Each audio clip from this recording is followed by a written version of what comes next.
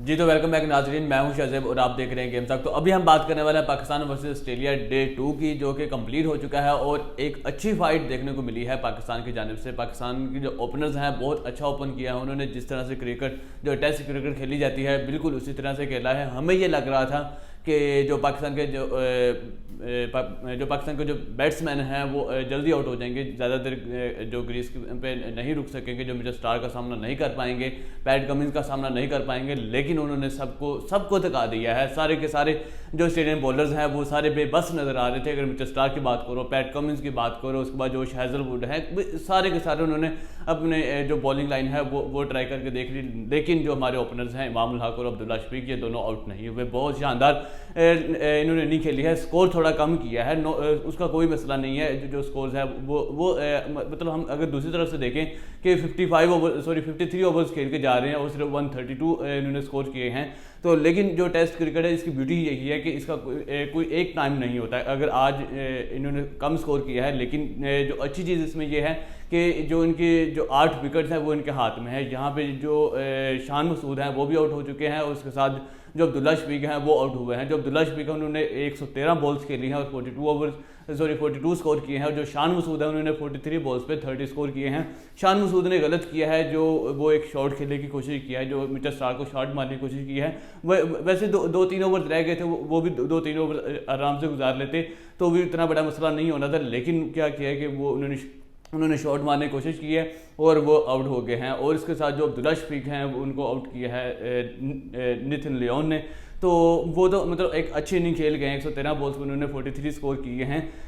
तो अगर यहाँ पे देखें कि हमें जिस तरह से लग रहा था कि जो पाकिस्तान के जो बैट्समैन हैं वो जल्दी आउट हो जाएंगे, लेकिन उन्होंने यहाँ पे पॉजिटिव चीज़ यही हुई है कि पूरा दिन खेलने के बावजूद उन्होंने ऑस्ट्रेलियन बॉलर्स को विकेट नहीं दी। ऑस्ट्रेलियन बॉलर्स अंडर प्रेशर थे। ये अगर शान मसूद की भी ये विकेट ना जाती तो क्या होना था कि पूरा दिन खेलने के बाद वो सिर्फ एक ही बैट्समैन को आउट कर सकते थे, अब्दुल्ला शफीक को। और जहाँ पे जो शान मसूद की जाने से जो दूसरा ब्लंडर किया गया है कि एक तो वो खुद आउट हो गए हैं, आखिरी सिर्फ 2 ओवर रह गए तो वो आउट हो गए हैं। और दूसरा ब्लंडर उसने ये किया कि खुरम शहजाद को भेज दिया। वहाँ पे खुरम शहजाद को नहीं भेजना चाहिए था। वो यहाँ पे आके क्या कर सकता है, ये 2-3 ओवर्स खेलेगा, कल दोबारा वो आएगा और वो मैक्सिमम 10-15 ओवर्स खेले के बाद वो भी आउट हो जाएगा। तो फिर यहाँ पे क्या होगा कि बाबर आजम, और यहाँ पे देखो कि 3 विकेट्स आउट हो जाएंगी। अगर यहाँ पे बाबर आजम आ जाते, 2-3 ओवर्स ये निकाल जाते, उसके बाद कल बाबर आजम और इमाम उल हक एक अच्छा स्टार्ट लेते। जिस तरह से आज जो मिचेल मार्श है उन्होंने स्टार्ट लिया, 5-7 ओवर गुजारने के बाद उन्होंने हिटिंग करना शुरू कर दिया और फहीम अशरफ को अच्छा खासा धोता लगाया उन्होंने। कि ऐसा लग रहा था कि मतलब वो रियल मैच नहीं चल रहा, कोई जो टेस्ट सीरीज़ की हाईलाइट्स चल रही हो, चौके पे चौका वो मारी जा रहे हैं फहीम अशरफ को। तो ये भी कल इसी तरह से कर सकते थे क्योंकि विकेट इनके हाथ में होनी थी और ये अच्छे तरीके से ये खेल सकते थे इनके। और इसके बाद अभी भी कुछ नहीं बिगड़ा। कल मैक्सिमम इनको यही करना चाहिए कि कल जब ये इनिंग स्टार्ट होगी तो आगे 10-15 ओवर ये स्टार्टिंग के गुजारे। और उसके बाद अगर खुरम शहजाद को भी चाहिए कि वो अच्छा खेले, ऑलराउंडर है, वो कर सकते हैं जब तक वो खुरम शहजाद वहाँ पे रहते हैं। उसके बाद जब बाबर आजम आएंगे और दूसरी बात यहाँ पे जो इमाम उल हक है वो ऑलमोस्ट 150 बॉल्स खेल चुके हैं। आई थिंक उन्होंने 140 बॉल्स खेली हैं। तो अब उनको आउट नहीं होना चाहिए। जो स्ट्राइक रेट का कोई मसला नहीं है, आई थिंक 27 के स्ट्राइक रेट के साथ खेल रहे हैं, लेकिन यहाँ पे इसको आगे कैरी ऑन करना चाहिए। अगर वो यहाँ पे आउट हो जाते हैं फिर पाकिस्तान के लिए मसला होगा। कल यही होना चाहिए कि इमाम उल हक और बाबर आजम ये दोनों खेलते रहें और बाबर आजम अपनी जो स्किल्स हैं, जो अपनी कर्व ड्राइव्स हैं, अपनी जो शॉट्स क्लासिकल शॉट्स हैं वो मारे, और जो इमाम उल हक है वो सिर्फ स्ट्राइक रोटेट करते रहें। जो स्ट्राइक रेट का मसला वो कितना बड़ा मसला नहीं है, वो चाहे 27-30 के स्ट्राइक रेट के साथ खेलते रहें, लेकिन जो साथ में बाबर आजम है वो आके क्या करें। और इसके साथ साथ जैसे ही ये दिन गुजरते जा रहे हैं, जो वहाँ पे फील्डिंग जो पिच है वहाँ पे जो बैटिंग करना वो आसान होती जा रही है। और जो जब ये आउट नहीं होंगे तो जो बॉलर्स हैं वो डेफिनेटली वो भी थकेंगे, इंसान है वो जब वो थक जाएंगे फिर ये इनको मारना शुरू करें। तो ये इस तरीके से एक अच्छी बैटिंग कर सकते हैं। और यहाँ पे जो अच्छी चीज़ यही हुई है कि एक दिन गुजरने के बावजूद पाकिस्तान ने अभी तक सिर्फ 2 विकेट्स दी हैं। एक विकेट का दुख नहीं है, लेकिन दूसरी विकेट का दुख है कि जो शान मसूद ने वहाँ पे जो अपनी विकेट गंवा दी है। और यहाँ पे जो आगे नो डाउट जो एक टारगेट है वो बहुत बड़ा टारगेट है, 487 का टारगेट दिया है ऑस्ट्रेलिया ने। और यहाँ पे जो सारी जिम्मेदारी आती है वो क्योंकि डेफिनेटली जो शान मसूद है वो आउट हो गए और उसके बाद आते हैं बाबर आजम। सरफराज अहमद, सलमान आगा और साउथ शकील, इन 4 बंदों को यही करना चाहिए, एटलीस्ट 100 करना चाहिए। तो फिर ये डेफिनेटली ये एक अच्छा जो इनको टारगेट मिला है वो उसको चेज कर सकते हैं। तो अभी हम देखते हैं कि जो स्कोर कार्ड है उसमें जो अब्दुल्ला शफीक हैं उन्होंने कितने किए हैं। तो जो अब्दुल्ला शफीक उन्होंने 42 स्कोर किए हैं 121 बॉल्स पे, जिसमें उन्होंने 6 चौके लगाए हैं और 34 के स्ट्राइक रेट के साथ खेले हैं। उसके बाद आते हैं इमामुल हक।